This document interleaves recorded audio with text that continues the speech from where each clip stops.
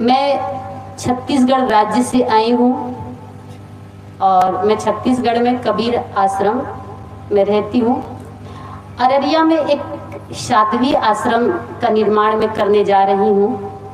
बिहार राज्य में एक भी साध्वी के लिए, महिलाओं के लिए कोई आश्रम नहीं है। पुरुषों का आश्रम तो हर जिले में 10 मिल जाएंगे, हर जिले में 10 से ज़्यादा मिलेंगे, पर पूरे बिहार राज्य में ऐसा कोई साध्वी आश्रम नहीं है कि कोई महिला, कोई माता बहनें जाकर ध्यान साधना कर सके, भजन सत्संग कर सके। इतना सुंदर यहाँ पर श्रद्धेय संत श्री रंजीत साहिब जी आश्रम का निर्माण किए। आप सब लोगों के सहयोग से मेरा भी आने का सौभाग्य हुआ। बड़े सौभाग्य से सत्संग मिलता है, संत गुरुजनों का दर्शन मिलता है और सत्संग से हमको सद्बुद्धि मिलती है।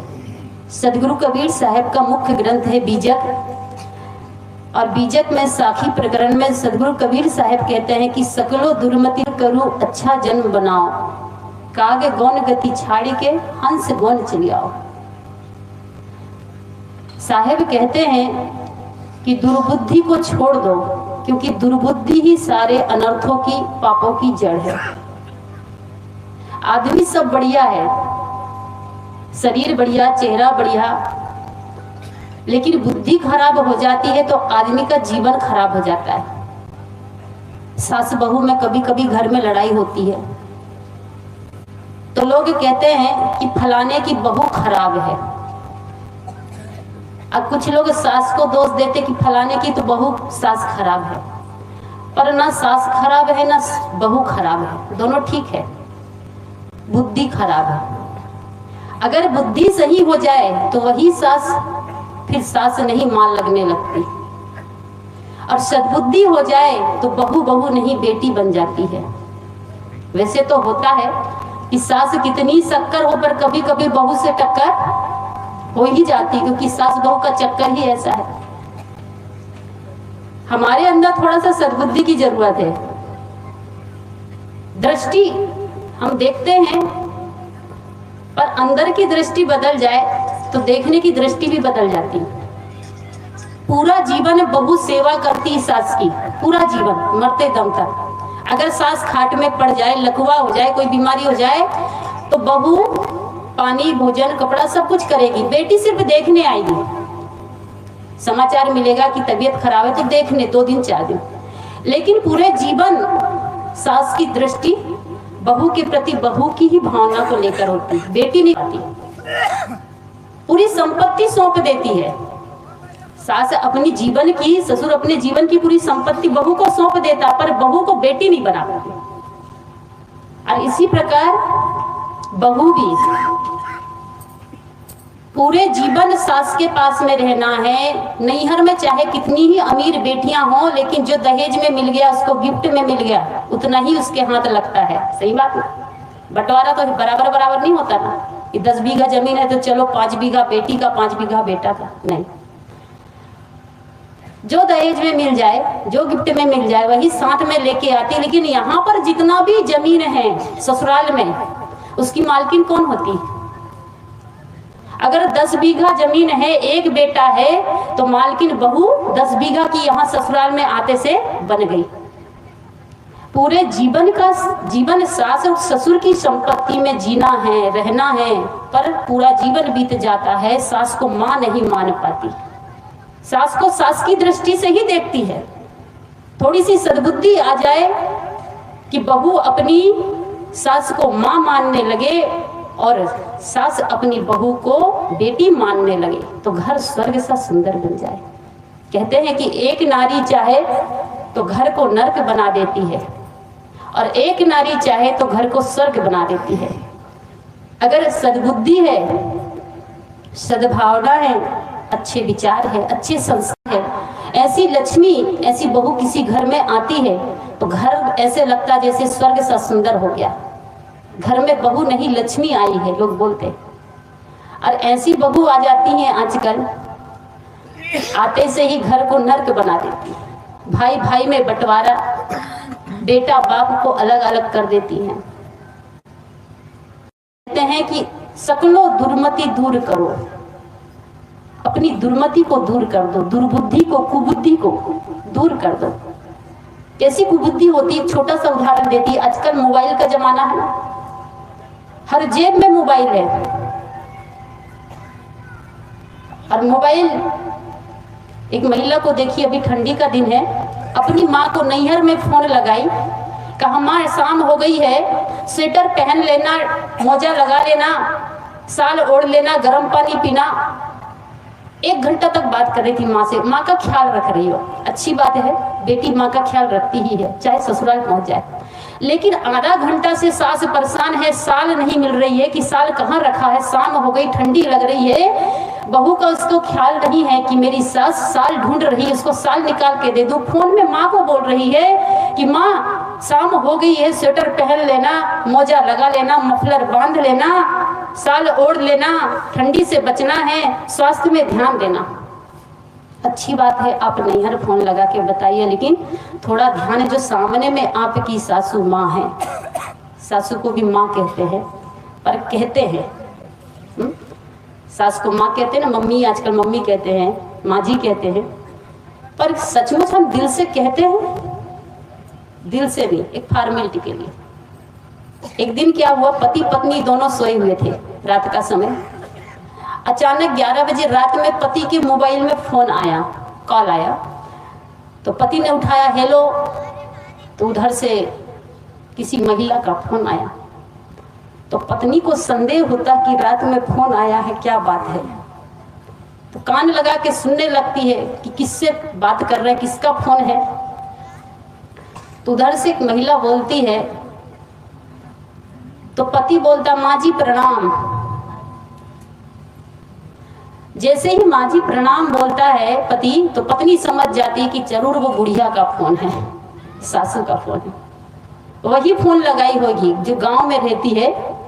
अब बेटा सर्विस में था तो शहर में रहता था, तो अनुमान लगा लेती बहू कि जरूर वो बुढ़िया ही फोन की होगी। कहा माँ जी प्रणाम, कैसी हो। उधर से माँ पर बोलती है कि बेटा तबीयत खराब है।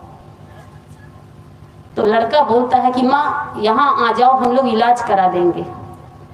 अब महिला को रहा नहीं जाता पत्नी को, इधर दोनों की बात चल रही, पत्नी बीच में ही बोलती है, यहाँ कहाँ आएगी, शहर का मकान, 2-2 कमरे हैं बस, एक गेस्ट रूम है, कोई आ जाएगा तो बैठक रूम है, और एक बेडरूम है, किचन रूम है, छोटा सा मकान है। माँ को बोलो कि गांव में ही इलाज करे। उधर से फिर फोन आता कि बेटा पैसे की जरूरत है। लड़का बोलता, माँ जी कितने पैसे की जरूरत है, आप बोल दीजिए मैं दे दूंगा। पत्नी कहती पैसे वैसे नहीं है, तनख्वाह जो पिछला आया था खत्म हो गया।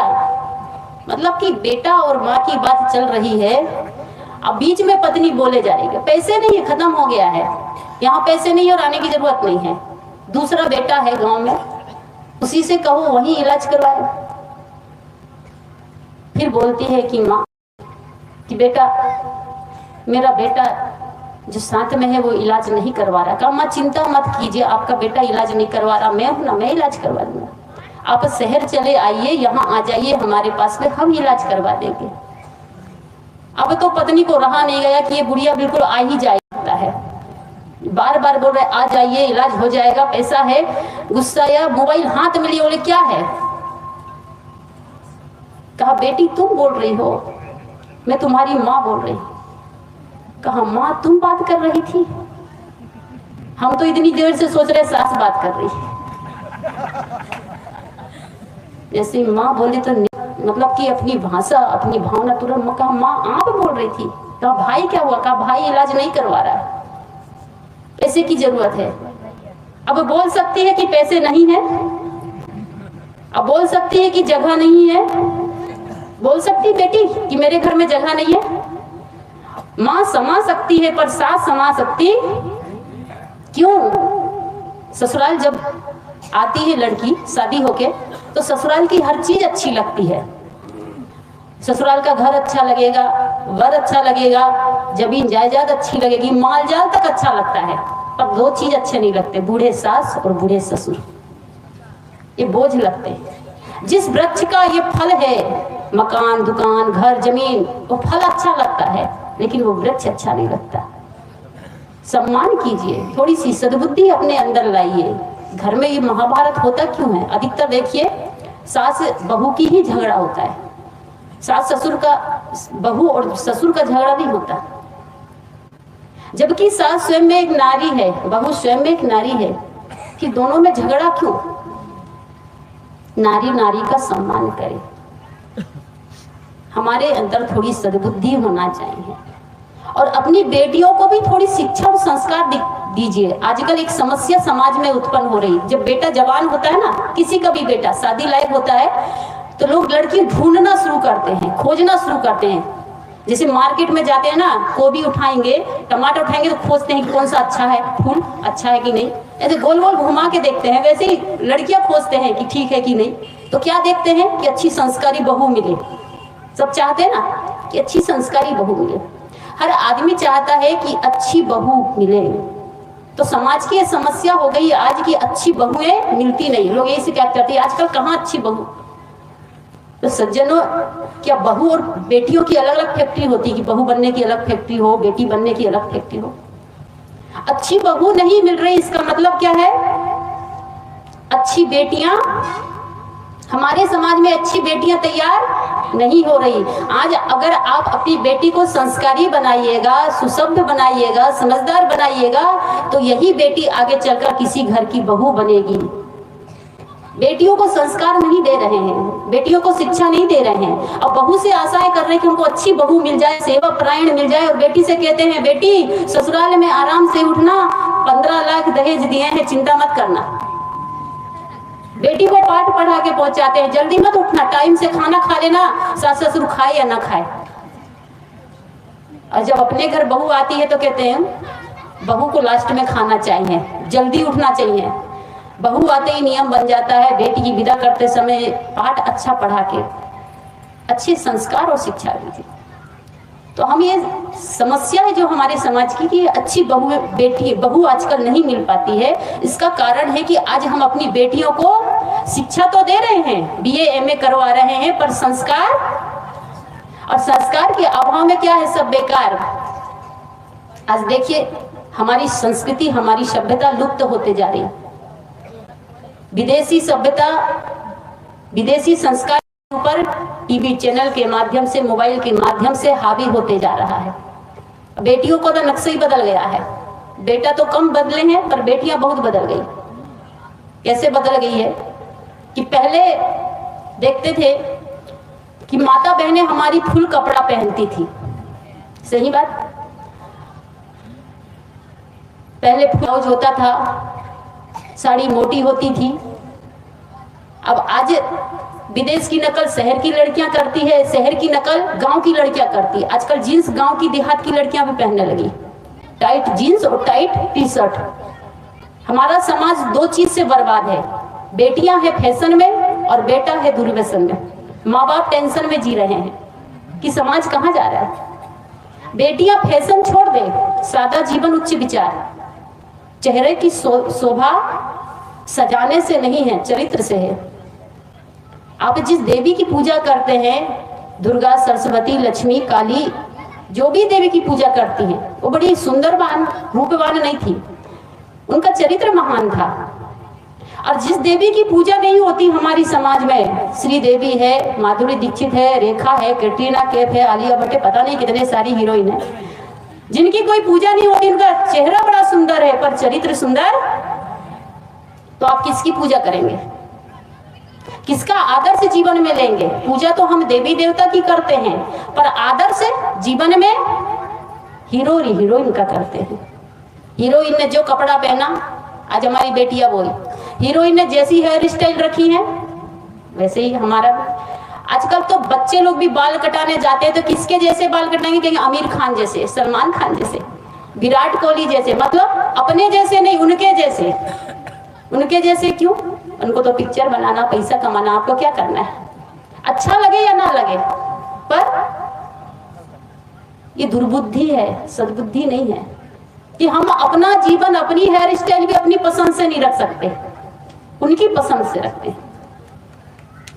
तो बेटियां फैशन त्याग दे और बेटे दुर्व्यसन त्याग दे। शराब, गुटखा, खैनी, शिखर, मूलचंद, माणिकचंद, राजश्री, क्या क्या बहुत चलता है, खा खा के थूकते रहते हैं। 4500 रुपया किलो वो गुटखा जिसको आप दिन भर में थूक देते हैं, उसकी कीमत। उसमें निकोटीन नाम का जहर होता है, वो स्वास्थ्य के लिए हानिकारक है, उसे आप जेब में लेके घूमते हैं। पर काजू, किशमिश, बादाम जिसकी कीमत 1000 रुपया है, जिससे तन, मन और बुद्धि बलिष्ठ होती है, ताकतवर होती है, किसी आदमी के जेब में नहीं मिलेगा। हाथ डालिए, अभी पुड़िया निकल जाएगी। क्यों? एक आदमी कह रहा था काजू, किशमिश, बादाम बहुत महंगा होता है। हम कहा कि ये गुटखा से तो सस्ता ही होता है, गुटखा तो उससे भी महंगा होता है, फिर भी आप खाते हैं। इसलिए सदगुरु कबीर साहब कहते हैं कि सकलो दुर्मति दूर करो, सबसे पहले दुर्बुद्धि दूर कीजिए। दुर्बुद्धि दूर हो जाएगी तो आदमी परिवार में सुख शांति से जीवन जी सकता है। और जब तक दुर्बुद्धि है, वो चाहे परिवार में रहे, चाहे आश्रम में रहे, चाहे समाज में कहीं भी रहे, अपने जीवन को नर्क बना लेगा, सुख शांति से जी नहीं सकता है। इसलिए हम अपने जीवन को सत्संग के माध्यम से सद्बुद्धि, सद्ज्ञान से भरे, ताकि हमारा जीवन सुखद और शांतिमय हो। ना कहकर मैं अपनी वाणी को विराम